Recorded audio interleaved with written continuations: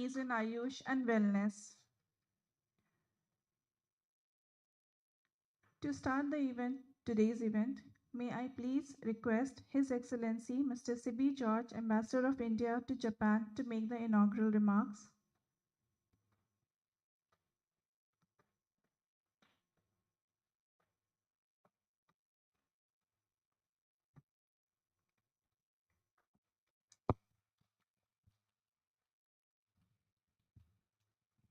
Honorable Secretary, Ministry of Ayush, Sri Rajesh Kotecha, Sri Ram Kumar, Founder CEO of Nirog Street, Dr. Kageyama, President of Ido Medical Corporation, Ms. Geetha Manchunath, Founder and CEO of Niramai, Dr. Yasuhisa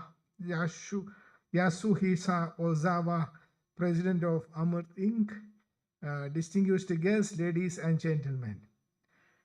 It is a great pleasure to speak to you today about the exciting and transformative developments in the Ayush and health sectors, particularly focusing on how startups are playing a pivotal role in shaping the future of healthcare in India.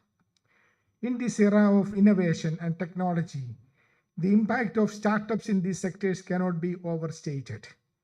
Their contribution is not only helping in improving healthcare outcomes, but also in creating sustainable business models that have positive impact on society.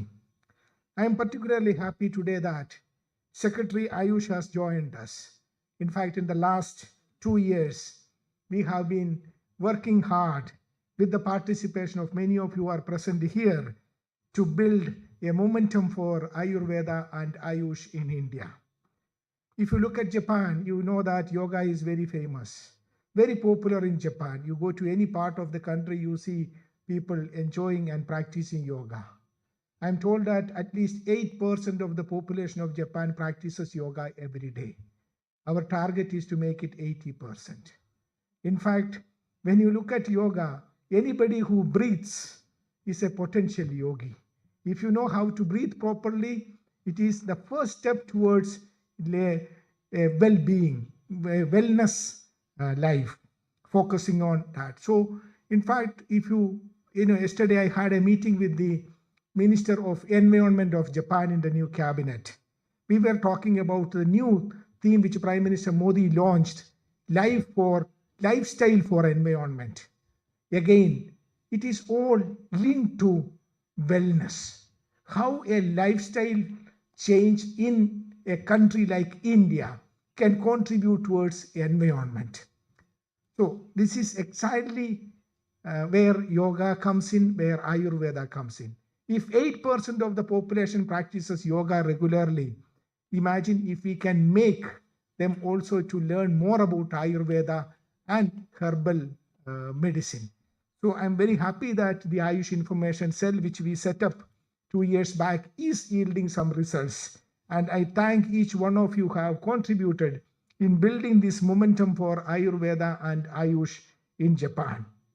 Coming to the specific topic of the startups, startups in Ayush not only revitalize the ancient knowledge, but also integrate it with modern technologies to make traditional healing practices more accessible and effective, providing natural, holistic alternatives for a range of health conditions with a focus on sustainability and wellness resonates with the global demand for organic and natural healthcare solutions.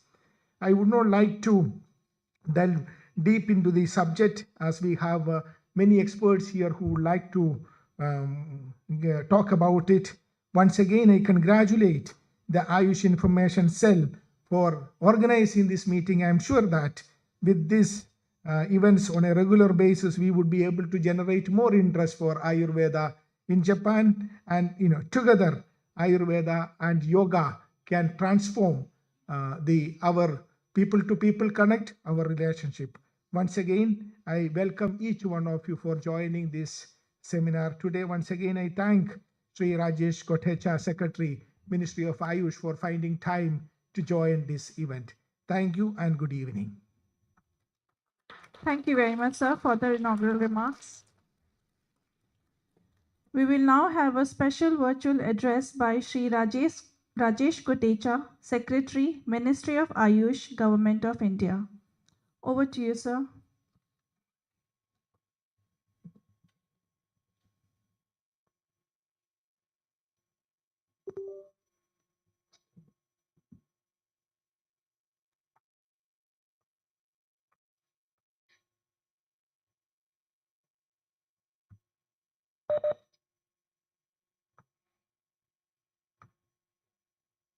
Okay, may I proceed? Am I audible?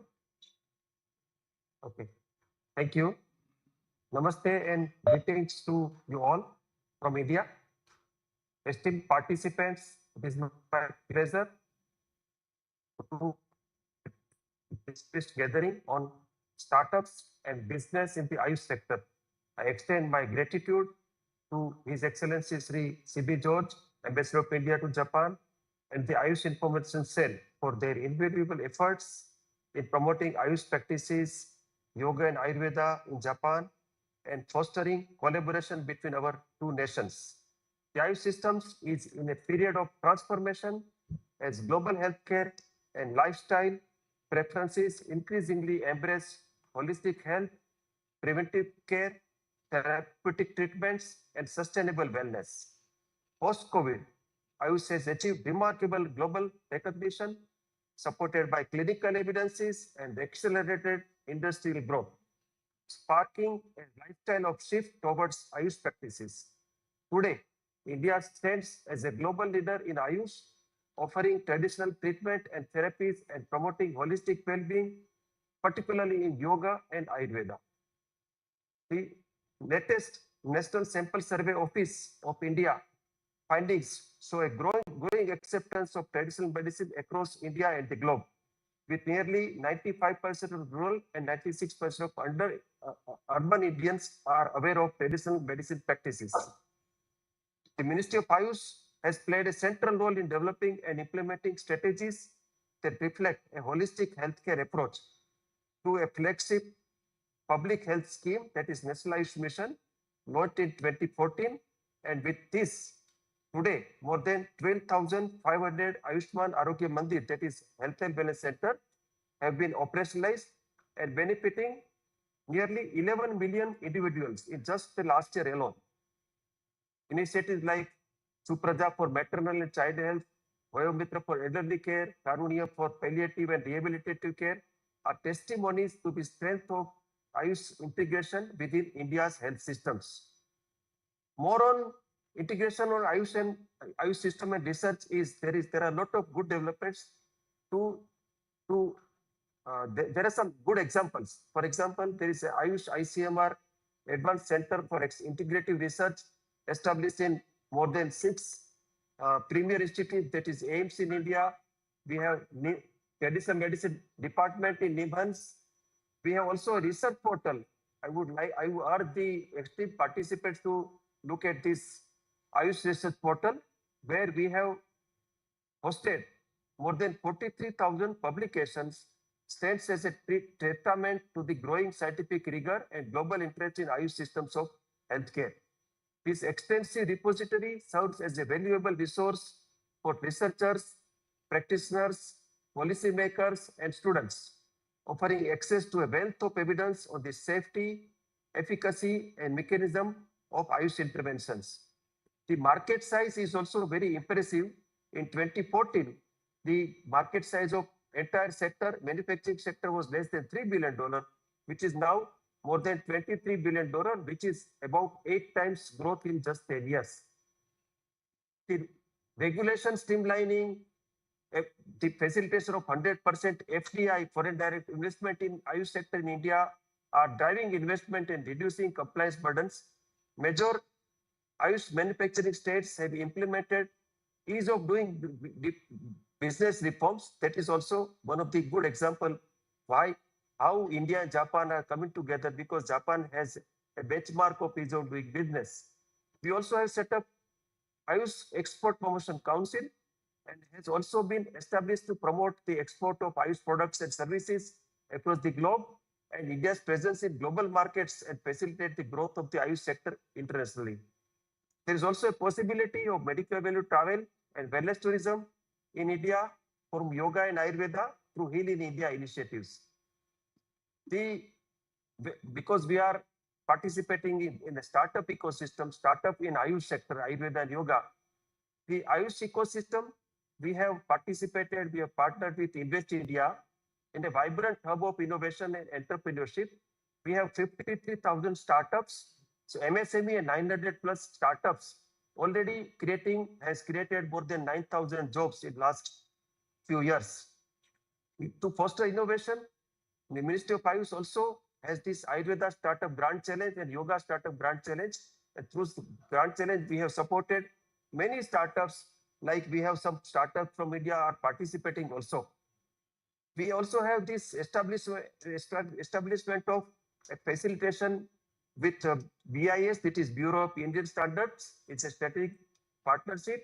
And through this BIS, we have also created more than 100 standards, Indian standards. And now under ISO, the India has proposed the Ayurveda Yoga Section Committee, which is also through the voting, a major boost of voting, like 22 versus 3. India has got this approval of Ayurveda and Yoga Sectional Committee. We are hoping that these standards will be converted to ISO standard, which is further facilitating the business between the different countries, particularly India-Japan partnership. We have a lot of digital initiatives supporting startup.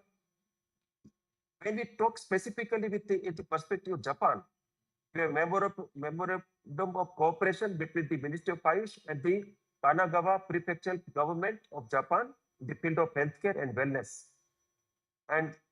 And also we have MOU between Shimane University and the All India Institute of Ayurveda. It was signed in 2019 between these two institutes for the work in the advanced industrial science and technology areas. Ministry also provided scholarships to students coming to India for Ayush studies. And under this scholarship, we have students coming from 2016. And till now, we have more than 12 students came from Japan to India for the different scholarships of Ayurveda and yoga studies in India.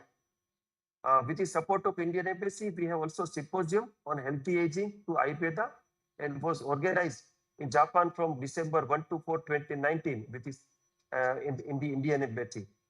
Also, we have a growing business partnership with Ayush products exports and business between India and Japan, which grew by more than 39% between 21 and 24. Today's seminar highlights the pivotal role that startups and businesses play in propelling the global growth and acceptance of Ayush systems as innovation and entrepreneurship continue to shape the future of healthcare.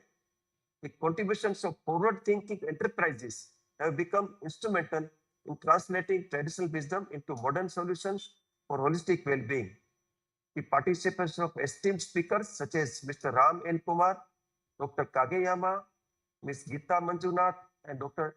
Yasuhita Ozawa highlights the synergy between India and Japan in advancing this sector. At the end, I would like to mention that the Ayush sector, deeply rooted in India's rich heritage, has evolved into a dynamic ecosystem of innovation and entrepreneurship. In Japan also, there is a deep root of traditional health systems and traditional practices. So we have this great opportunity of dynamic partnership in innovation and entrepreneurship.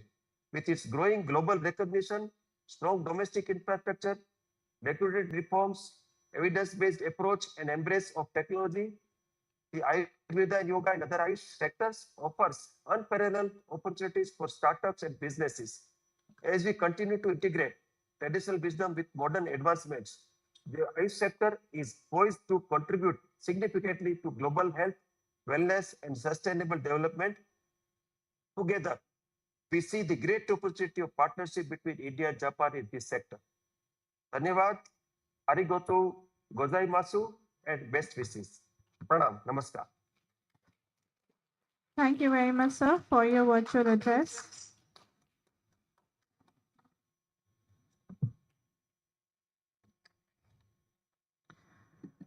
May I now request Mr. Ram N. Kumar founder and CEO, Nirog Street, to give the virtual presentation.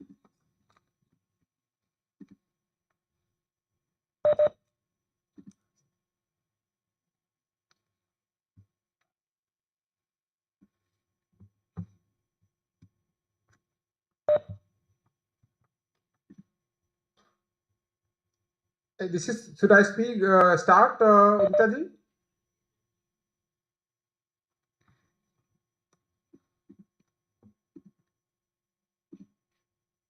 Yes, sir, you may please start. First of all, very good afternoon, everyone.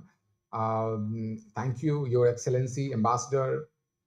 Thank you so much, Honorable Secretary, Sri Kotecha ji, Udita ji, Gita ji, and everyone else.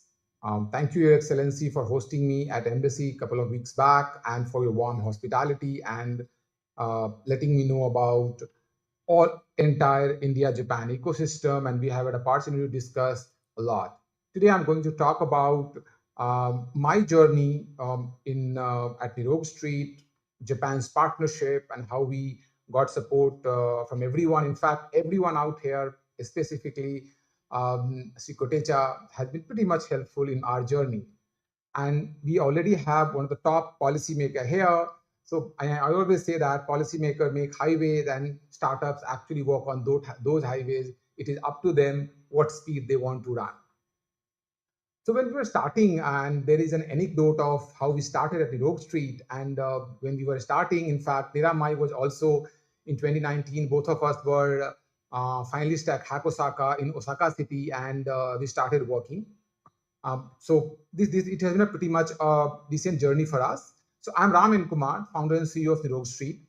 I started the Rogue Street to revolutionize Ayurveda by bringing it into the digital age and make world healthy and healthy place. It is making sure that it starts working for everyone. Ayurveda holds a special place in my heart, and it also helped me personally in many of those things. And my personal experience highlighted the industry's potential and its significant challenges, which are primarily trust and disorganized supply chain. Just to tell you, Ayurveda is a booming market in India. Over 90% Indians use both Ayurveda and all other systems of medicines, and everyone has tried Ayurveda at least once in their lives. And then what is happening is, particularly, Ayurveda has been found to be very useful in all sort of lifestyle disease and chronic conditions. This is what people have been using, so that delaying or even eliminating the need of hospitalization. As per WHO, 70% deaths today are linked to lifestyle and chronic problems. This is also reflected in the growing market share of Ayurveda in healthcare spending, from 5% 2005 to 20% today, which is a pretty much jump both in terms of value and volume. So what we do at Nirog Street is basically, like any other healthcare ecosystem, you've got three players. You have got either the manufacturers, you have got the doctors, you have got the consumers. And India has a large network of doctors, you have a large network of practitioners, you have a large network of even hospitals. But what happens is that even doctor work in isolation, manufacturer work in isolation.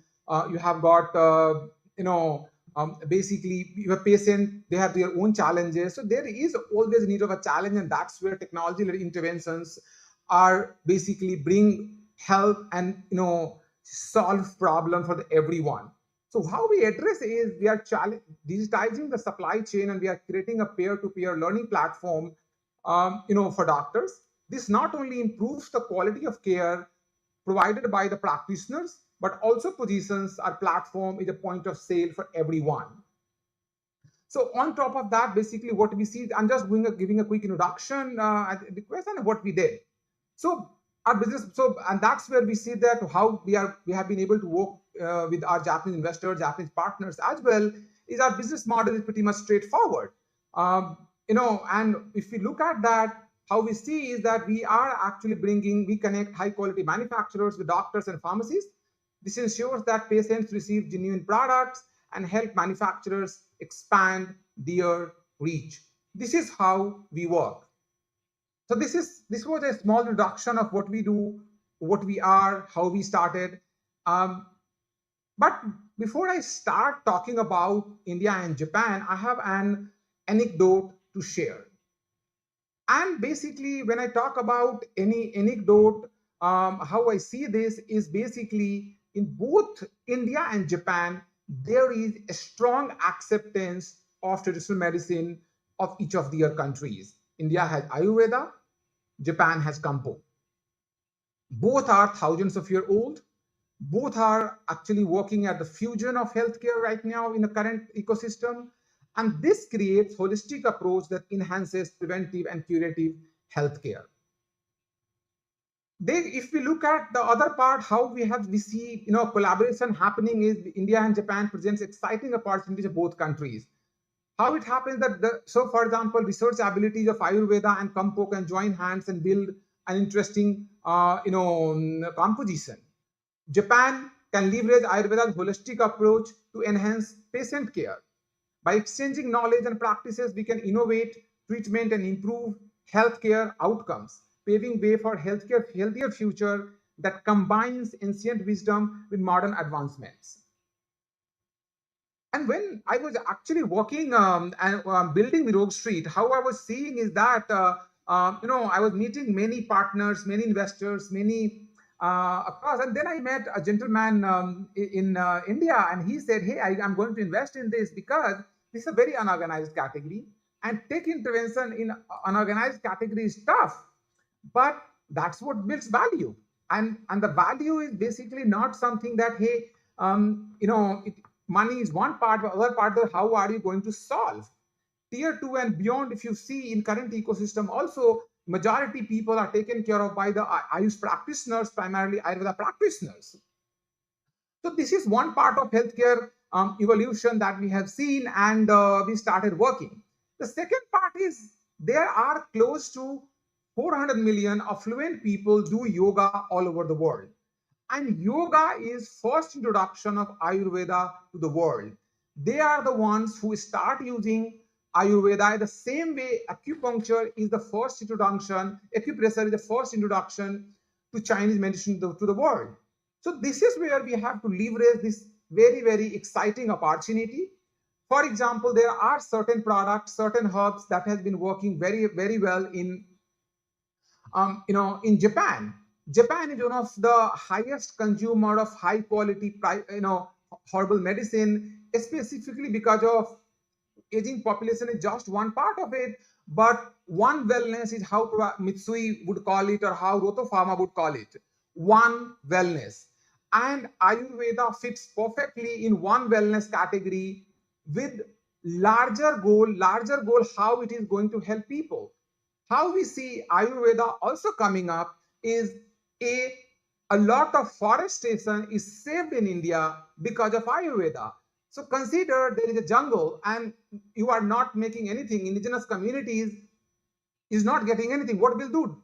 What will they do? They can go and cut the tree. But if they give them a livelihood, they are going to preserve it. And that's why how Ayurveda is helping them. These indigenous communities go and collect fruits, herbs from the deep woods, and then these are sold to the industries. This creates very interesting livelihood problem is solved, and that also saves our precious forest. This also leads to all sort of, I would say, the climate change problem that we are talking about, carbon footprint. So Ayurveda is net carbon negative industry. This is vegan.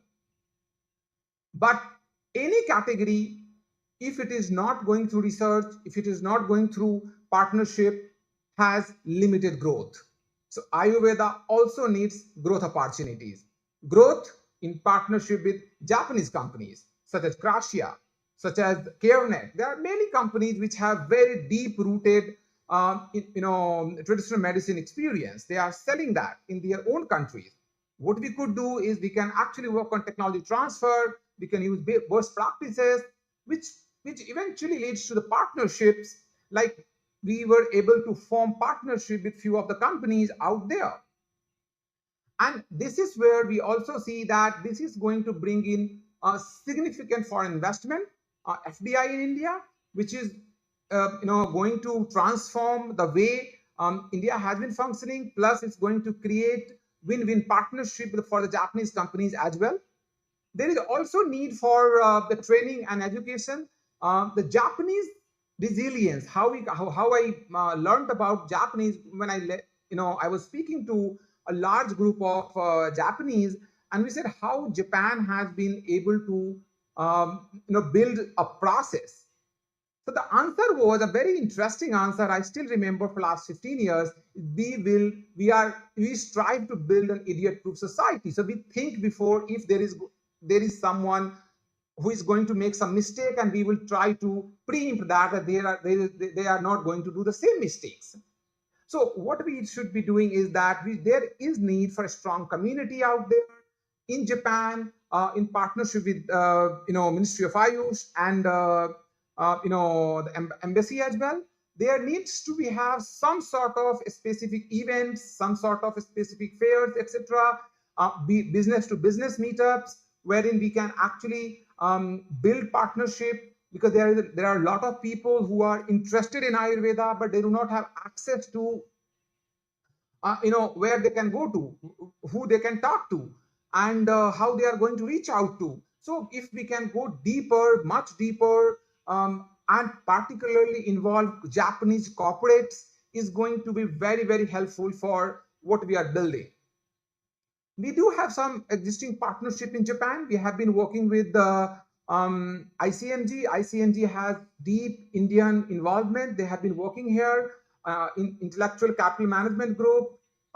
In fact, they work very closely with Tukrasia to Haneda Airport and a couple of other people. The Rich Diamond Group, of course, owned by an Indian, Anup Agrawal. So some of these groups we have been working with, how we can leverage our expertise for Japanese market, their expertise for Indian market, and how we can create a win-win solution for everyone. Because if when we talk about business, when we talk about startup, when we talk about tech, it has to be win-win. And that's where I believe that high offices of ambassador, high office of secretary, high offices of basically our business houses are going to be very, very helpful. What we need primarily is there more companies in Japan who would like to look at Indian market? That is also a very, very lucrative for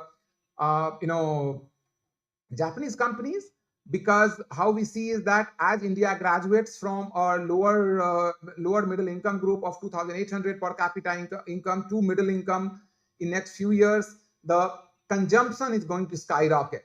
So this is equally important for our Japanese companies to start investing at this moment. This is the time for India. And while we see India as a $2,800 per capita income, we forget that's a 1.4 billion. Of course, Japan is close to $50,000. So of course, this also adds to that. And when we reach about $10,000, the same level at where China is today, it is going to be a massive, massive market. What we are looking at is expanding our market, our country's market, by at least 10x over a decade or a little more than that. That's all. So this is where we see India opportunity lying for every single Japanese companies looking at India market. There is no better time than looking at India. And this is how, with this, I would like to end my note. And when we call Nirog Street is basically Hindi word that means healthy. And what we are building is path to health and wellness.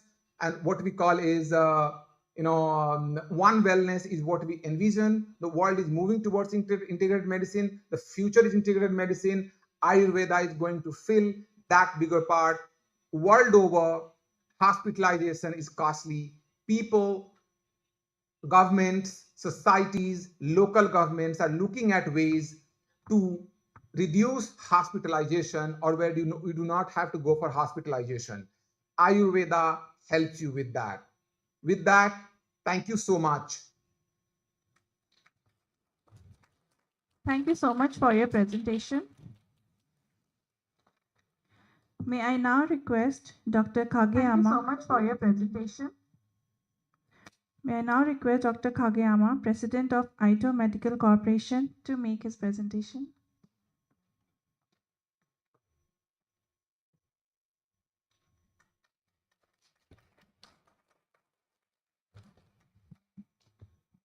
Hello, everyone. I'm extremely honored to be invited here today. I'm Yasunari Kageyama. I'm not only a medical practitioner of integrated medicine, but also a fundamental researcher. My main research is exosome of plants, contain a lot of microRNA, non-coding RNA of all living things. I suppose exosome is a kind of translator between advanced medicine and traditional medicine. For example, each rasayana of Ayurveda have so many kind of exosome containing connecting to other exosome complicatedly and transmit information from cell to cell. Each exosome have so many microRNA, which is information gene, transmitting not only material but also information and spirit of plants. In this meaning of it, exosome is a kind of translator between advanced medicine and traditional medicine. 皆さん、こんにちは。これ、同時通訳入ってないんですかね。入ってますか。はい。見渡す限り日本人でございますので、ここからは日本語で行かさせていただきたいと思います。はい。いつもお呼びいただきまして本当にありがとうございます。今日私が持ち時間非常に短いのでコンパクトにお話しさせていただきたいのは、私が今研究をしておりますエクソソーム、細胞外小胞体、ありとあらゆる生き物は細胞で出来上がっています。その細胞が分裂するときに特に出てくるのがエクソソームという存在で、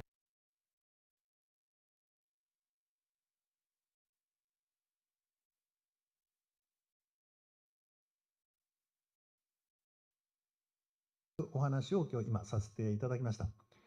で、このエクソソームですね、まだまだわからないことが非常に多いんですけれども、中にマイクロ RNA という遺伝子が入ってまして、これ細胞同士の情報 all the gene material, the substance to exchange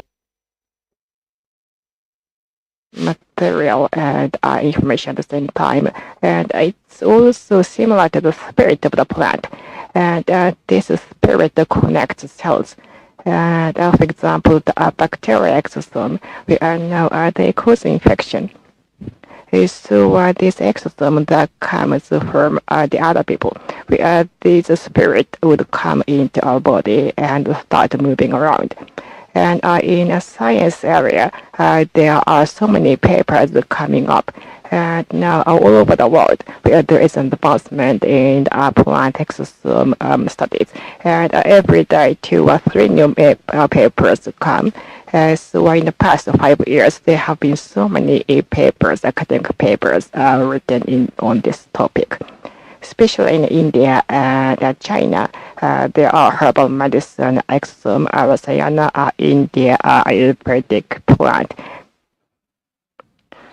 And now they would come into the cells in our body, and then a microRNA start fighting with each other, or sometimes they harmonize.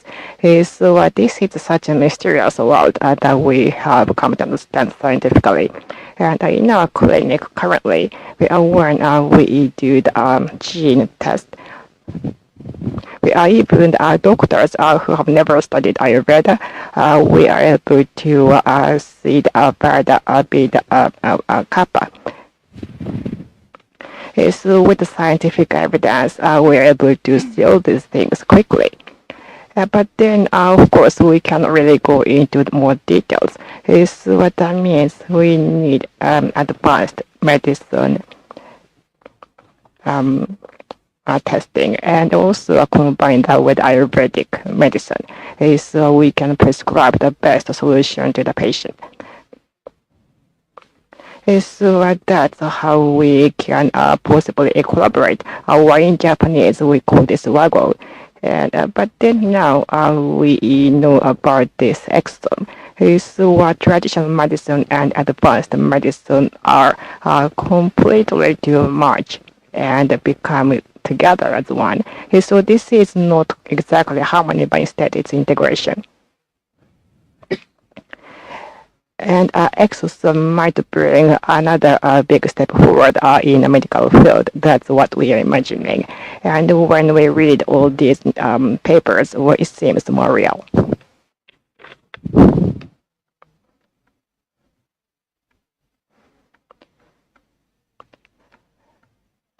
And now I am here today thanks to Dr. Suzuki, and I am on a team as since my 20s. So it's already been 40 years, and I've been doing meditation and Ayurvedic medicine, and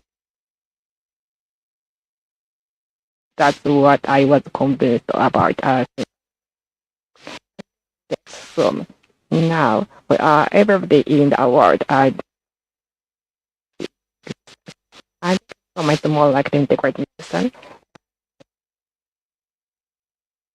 and good thing. Body right. Then with such in analysis therapy, you can more freely right. So this is all about exosome. And we have the long life plant, and this is exosome. And also the garlic. There is another so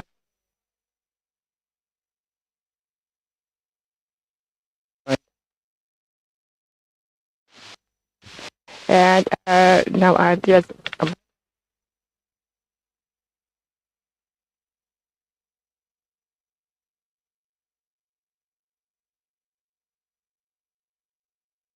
things you can get from exosome, which is natural. So this is a quite impactful paper that has come out recently. So and I'm already running out of my 10 minutes. So with a genome analysis, now there are certain practicality, as you call it in Ayurveda, and also ubiquity. This is to come later in your life. And then with the genome analysis, even though you may not know about Ayurvedic medical practice, you can still learn about the body behavior. So this is a tailor-made precision medicine that can be practiced at the clinical stage. And then this plant exosome. Now all over the world, people are competing in research, and even from bacteria, there is some this that we can utilize this method. And also, now this is quite complicated. So to well utilize this, you will have to go into the adjacent areas. So you will have to use the AI and machine learning, and the AI can and especially utilize this traditional medicine in the science. So with this, I shall complete my presentation. And now regarding the genome analysis, now there's more freedom. And even in our organization already, there are 510 or 500,000 Japanese genome information. So later on, I like to exchange my business cards if you're interested in genome studies. And thank you very much for your attention today. ありがとうございました。Next, I would like to request Ms. Geeta Manjunath, CEO and founder Nirmai, to make the virtual presentation.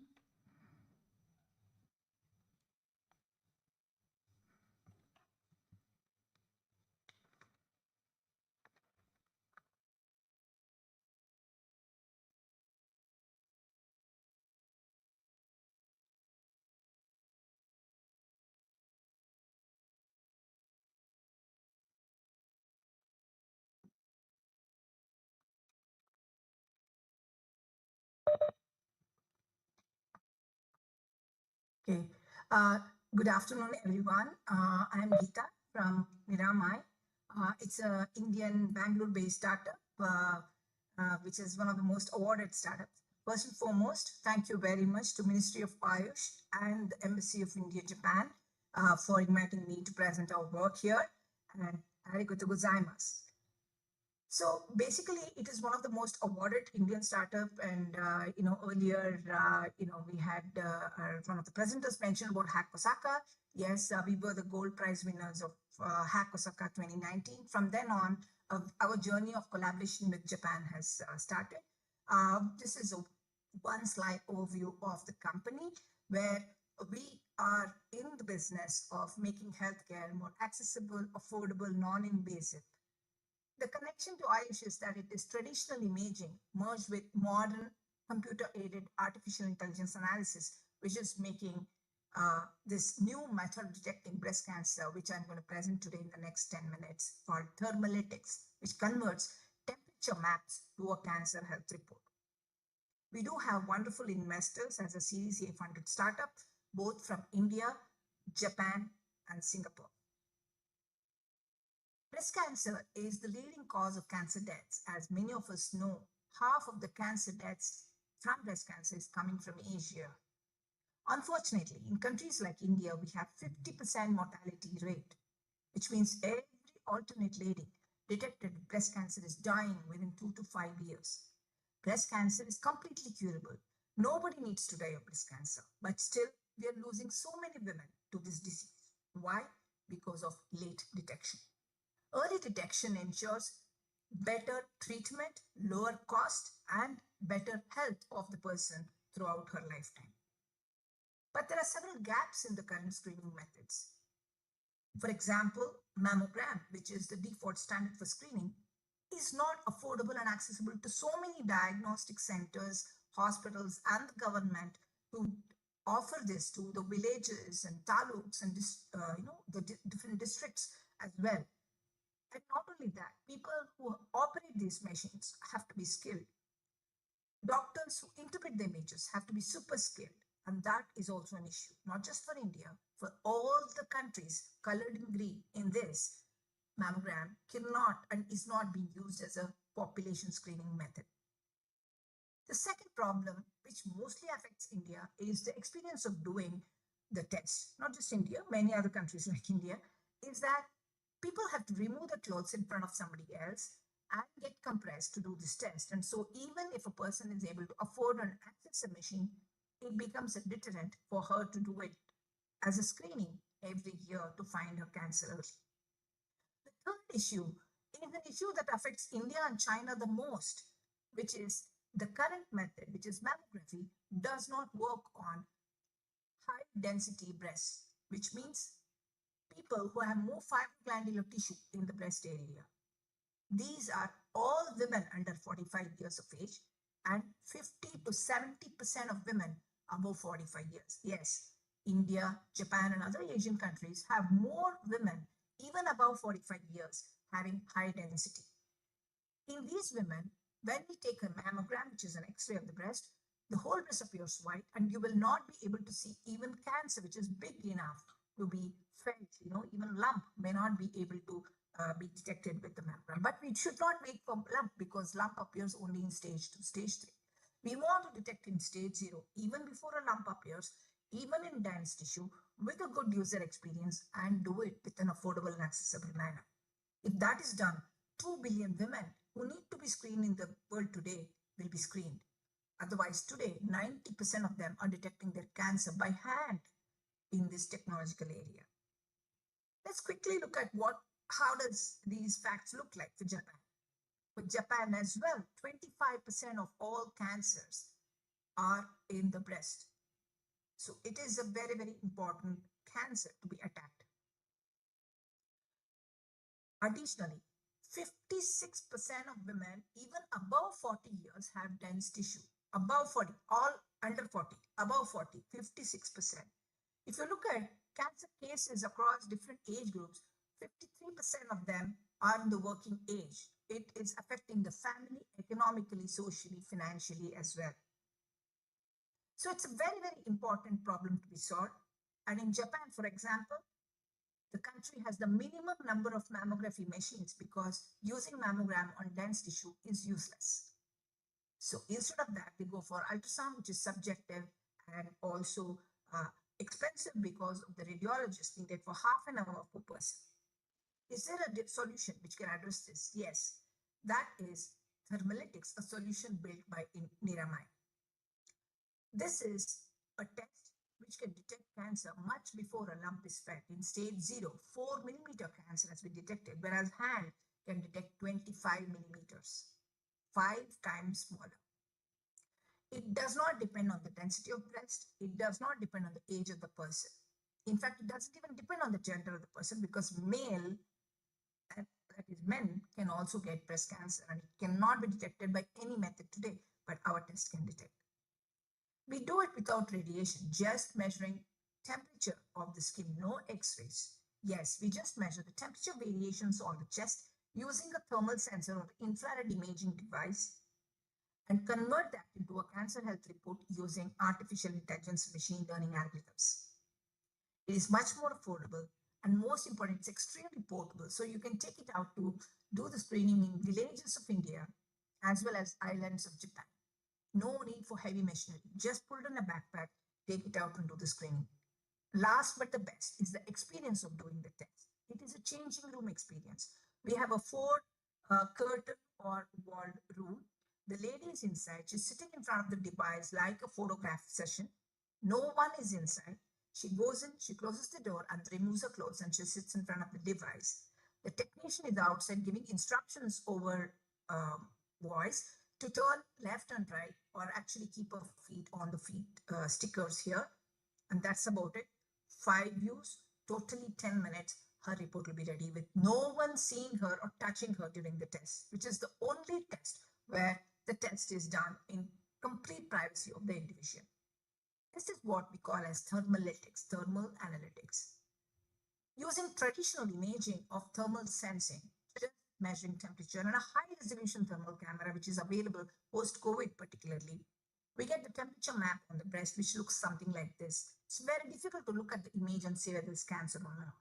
We contrast and enhance it, mark the area of likely malignancy, and generate a complete report with scores indicating whether she is abnormal, that is red, yellow, green, and if it is red, is what is the probability that it's actually cancer and maybe it is some other type of abnormality. And then if cancer, some additional scores that can help the doctor to treat. There's a lot of novel AI and machine learning algorithms that have gone in. In the interest of time, I'll just name 2. We have come up with vascular radiomics and thermal radiomics. You've heard about genomics, biomics, everything. This is the radiomics. That is, how do we identify abnormal patterns from thermal images? About 117 such abnormal patterns are used to analyze. Yes, it is clinically validated compared with mammogram, ultrasound, and biopsy, and published in 40, 50 plus publications, in fact, where we show highest level of near perfect sensitivity, that is 0 false negatives, about 8% false positive. That means when the test says no, there's nothing. When the test says yes, you need to go for a follow-up diagnostic workup with a mammogram, many times not possible, so ultrasound or an MRI. All the publications are available in niramai.com/publications. It is a game changer in dense breast women, where a person with dense breast right side and left side looking similar will actually see the big cancer very, very vividly in our test. It is regulatory cleared with CEDESCO, of course, India, CE mark and US FDA, and we are going through the Japan regulatory clearance with our partner there. So far, 2.5 lakh women, that is 250,000 women, have benefited from this test. It is available in several countries that you see pink in here, including the US and Japan. We have a wonderful partner. Many of the customers in India are top cancer hospitals like HCG, wonderful diagnostic centers like Apollo, Narayana Health, and many others. Many people can do this test in a corporate office as well. No need to come to the hospital. Yes, if you can go to a hospital, you'll find the test. You can go to a corporate office, ask the person to come and do the test inside the office. We can also do many rural camps where women don't even understand fully, but we need to create awareness and do the screening. We can also put it in small vans and take it out to the tribal areas and do the screening as well. Hospitals, primary care centers, wellness clinics, gynecologists are the ways we reach clinical and non-clinical is government, employee wellness, etc. Our vision is not just to limit ourselves to breast cancer. Because we are able to give scores, we can even identify future abnormality that can turn into breast cancer and can work along with Ayush medication to prevent cancer to become cancer. Not only that, we are also looking at several other types of cancers and other type of abnormalities. And we believe we are at the verge of creating a new way of detecting abnormalities in the body using traditional imaging with modern artificial intelligence solution. Thank you very much. Be very happy to answer any questions, and we look forward to partnering with everyone here. Kindly write to geeta@miramai.com. Thank you. Thank you so much, Dr. Geeta.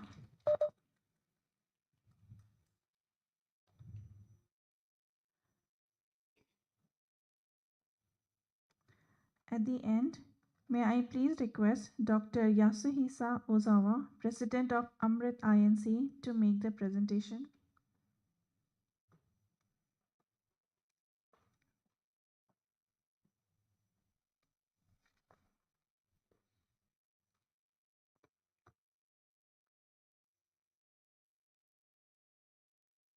Slide お願いします。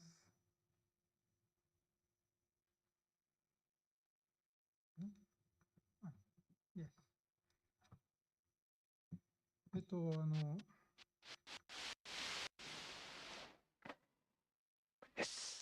I'll spend 10 minutes on my presentation.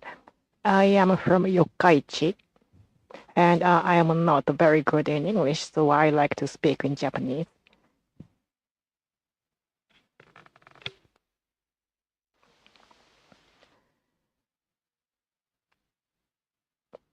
So let me start introducing myself. I studied at University of Nagoya, and I studied metallurgy, which is a traditional study area. And then until 1981, I studied at Nagoya University, and then I became a research associate of the university. And then for 5 years, I stayed there.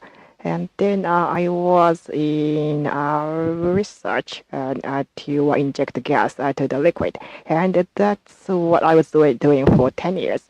And then somehow, all of a sudden, there were several reasons why, but there was Ayurveda training in India. So that was back in 1988. And for 2 months, I was able to learn Ayurveda in India through the seminars. And then there was also training for the trainer. So in 1990, and I was able to take the Jyotish training. And I quit the university, but I do like to study. So I stay there. And although I am now in a business and I have a company called Amrit, and it is interesting for me to learn about different herbs and also how can people become healthier. So my business is not so big, and for about 30 years, my business has stayed about the same size.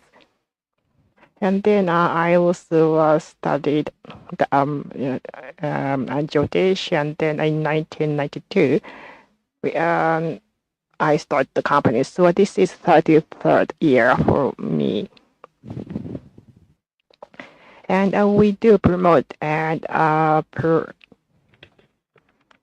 sell the products in Ayurveda. So I will be 72 years old soon, and I believe I'm still healthy because thanks to Ayurveda. And now next slide, please. And here are the products that we handle. And there are different herbs. And as Dr. Kageyama had just said, there are so many different kinds of herbs, like amalaki or brahmi, neem. And these are famous herbs in India. And there are products using these herbal products. And also now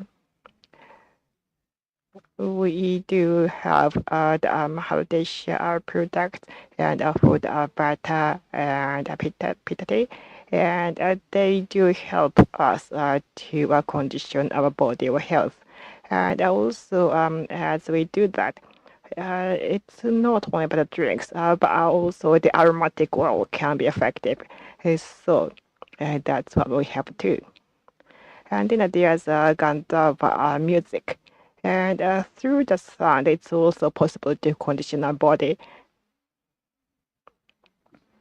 And that means we are to unify with the environment. And this is like the environmental music. And there's the music for the morning and different kind of music for the night.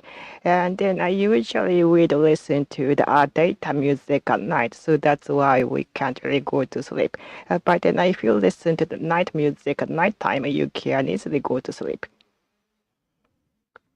So these are different Ayurveda related products that we sell at Amrit.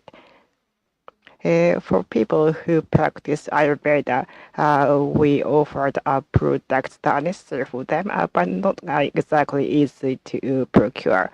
And sometimes the products that we sell end up in the supermarket. And when that happens, we stop selling those products because in our company, we are basically selling the products that are hard to procure. And next.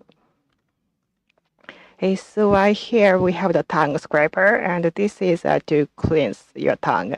And there are copper, silver, and gold, three kinds. And there's a pure gold tongue scraper, but this is really expensive, about 700,000 yen. So maybe you can buy this as an asset or an investment. But we do have the gold plated one, and this is not as expensive.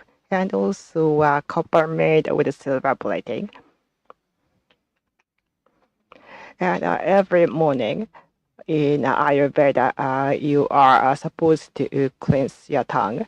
So please start cleansing your tongue. That will be good for you. And then there's a copper cup too. This is important too in Ayurvedic practice or teaching. In Japan, now it's not allowed to sell the copper cup with the plating, but we do sell it. And the reason we can do that is because of the Ministry of Welfare rules, there are certain regulations. As long as we have the shiny finishing on the surface, we are able to sell it. So we put the cup in a transparent bag and put that in a box. So we are the only ones in Japan who are able to sell this kind of product. And now there are imported products available. So I think it's actually possible to buy the non-templated product elsewhere, but we do have those products which satisfy the safety standards. And then there's oil pulling that's also recommended, and it's using the sesame oil with heat treatment. And this is supposed to be really good for your health, and also good for the teeth and throat. And for me, I wash my mouth 3 times a day with the sesame oil, so I think this is good for you too. And then the oil too, it's available from our company. And then there's ghee or butter oil. Now, this is a really good oil, traditional oil in India. But honestly speaking, now ghee is quite popular in the market. But there's something that is troubling us. There's something that's similar to ghee. So we try to check it and to confirm if the product that we see is the ghee or not, because it says ghee on the box, but it may not be authentic, but we would like to sell the authentic ghee. And then there's rock salt too, and white rock salt is recommended, and white rock salt is not, however, available in the market. And we tried to do it once, but then we lost against the pink rock salt. But then white rock salt is supposed to be better in Ayurveda, so please use the white rock salt if that's available. And then raw honey too. This is another important product that we believe. And when you heat it, according to the Ayurveda text, it becomes non-digestible and becomes something called madhurama. So it should be raw honey, so it's easier to digest. And recently, there are different products in the market that apply the similar concept, but it is recommended to look for something raw. And then there's yellow moon dal. This is the yellow beans, and used to be the green. And now they remove the outer skin, and it's now cut into the half. And but in Japan, there is no yellow moon dal without any agrochemical. I looked for it, but it's not available. And there are green ones, but we couldn't find it. So in future, I hope we'll be able to import the organic product.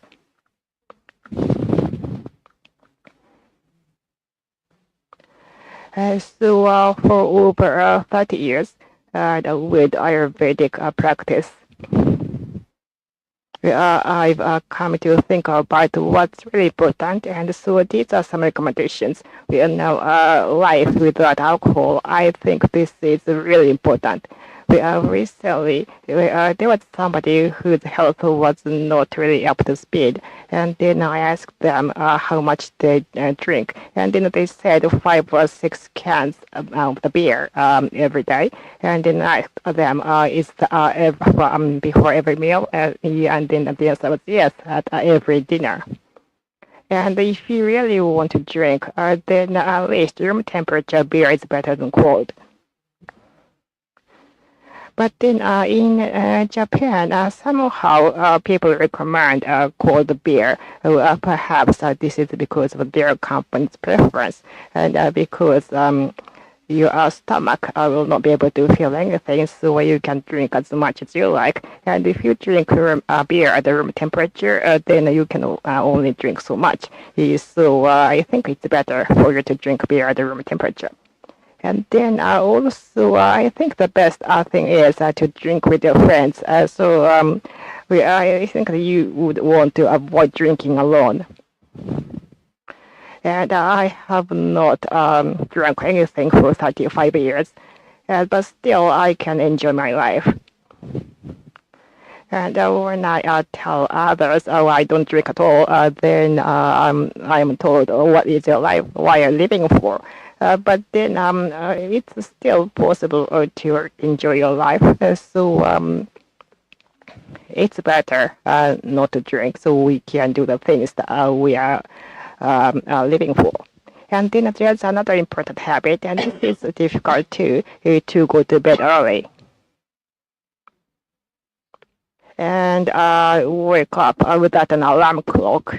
So if you can start doing this, then I'm sure you'll be much healthier. And these are all basic things, but then there are other things too. We are now eat something that's freshly made and served warm. So these simple things are recommended in Ayurveda. And instead of drinking cold water, drink at room temperature water. Or warm water. And then about exercise, so this is something I do as well. So light exercise, I will just light sweat, that is recommended. And when we start thinking about exercise, then we tend to overwork ourselves. So again, recently there was somebody famous who developed cancer, and then they only have 7 months left. And then this person was on a TV commercial and to lose weight. And then I wonder if that was the reason why he developed the cancer. And he was doing really tough, hard exercise. And that's quite harmful to your internal organs and body. So this could be the indirect reason what the cause behind the cancer. And then also you are to live a life not to waste your energy in the places that's not really the reason why you're living for. Because we all have the reasons why, so that's where we should be injecting energies. But then we tend to spend too much energy to just have fun, so we don't really focus on important things when our life may be shortened as a result. And then there is something else too. Amalaki is a great herb and with rich vitamin C. And we've been importing many products of the Amalaki. And there's ashwagandha. It's similar to the ginseng. And then there's haritaki. This is again powerful. And as for the ashwagandha and the haritaki, we are the ones who imported these herbs for the first time in Japan.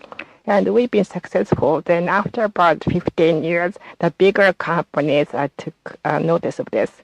And there's this pharmaceutical company who started selling the supplement. And then we were no longer able to import. So perhaps we should have taken this more slowly. And for ashwagandha and haritaki, they cannot be imported as the food anymore. So as individuals, we can still buy them and import them, but not as business.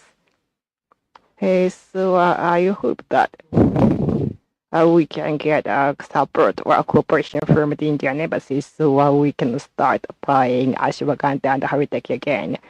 And here's the next slide, and these are some examples of the products, the vata tea and the pitta tea. And this is the copper cup, and no templating the inside.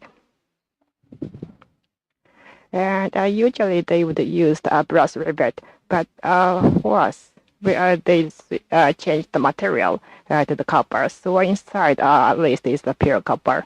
So this is up to our standard. And then a tongue scraper that's made of the copper and also in silver, and the supplements.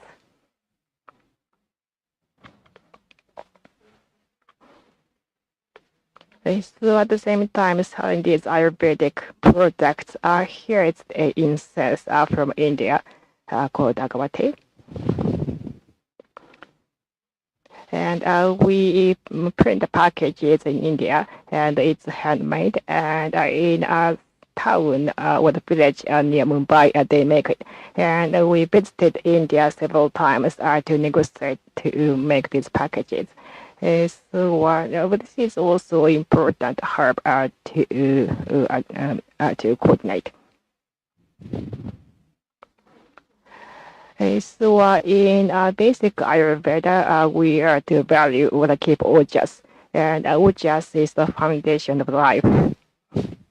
And in the space, there's dark matter or dark energy, and 95% of the space that is dark energy and dark matter, and this cannot be observed directly. And then ojas are the foundation of what we are. And this is something that's not detectable. So this is quite subtle and sensitive. But Ayurveda believes in the existence of the ojas. So the Ayurvedic products and related products do help maintain the ojas. And freshly made meals are effective to maintain ojas. So the retort or the frozen products, they only have limited ojas. So if you only consume such kind of food, and then your health might deteriorate. So even if it's just one thing or maybe rice per meal, other things could be the retort food, but at least for the rice, I think it's better to eat freshly cooked rice. And then anger and anxiety, they do reduce ojas. So we should not be taken by the anger. And then alcohol, they do destroy ojas, and that's what I believe in. Okay, so please start drinking less starting from today.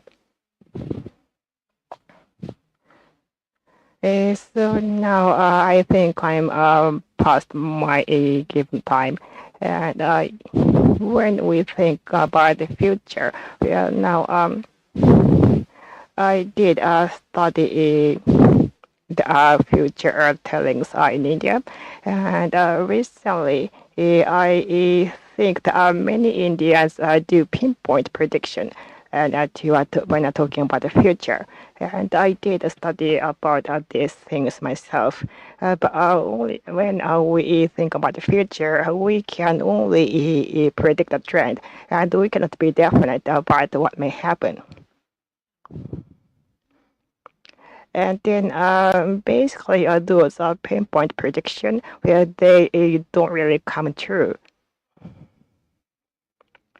And perhaps we can do some virtual experiment and you get some kind of result. But we can't be, we shouldn't be taken up by that. Otherwise, we are limiting our options. So I think it's all right to ignore those protections, and we should be just capturing the trend and do the best you can at the moment.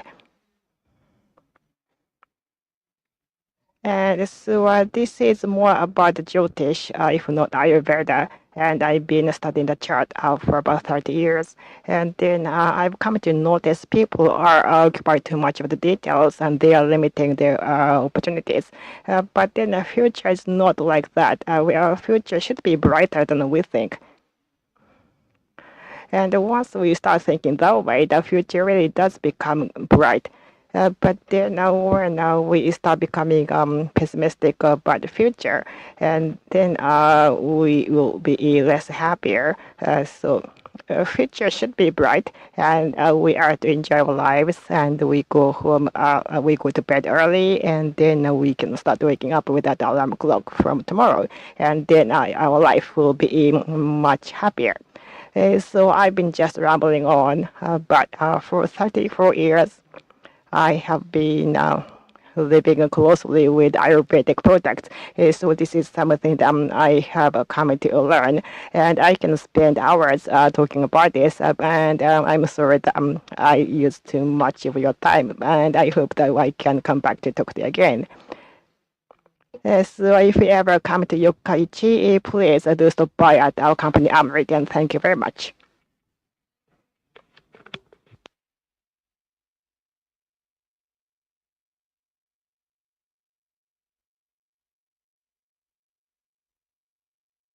So now at this time, we are to conclude today's event, and thank you very much. 皆様に感謝いたします。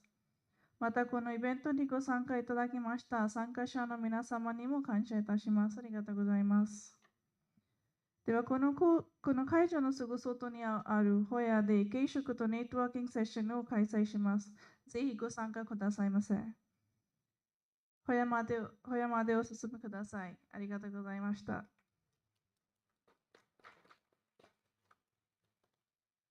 すいません。同時通訳の機械、デバイスを受付まで返却お願いします。ありがとうございます。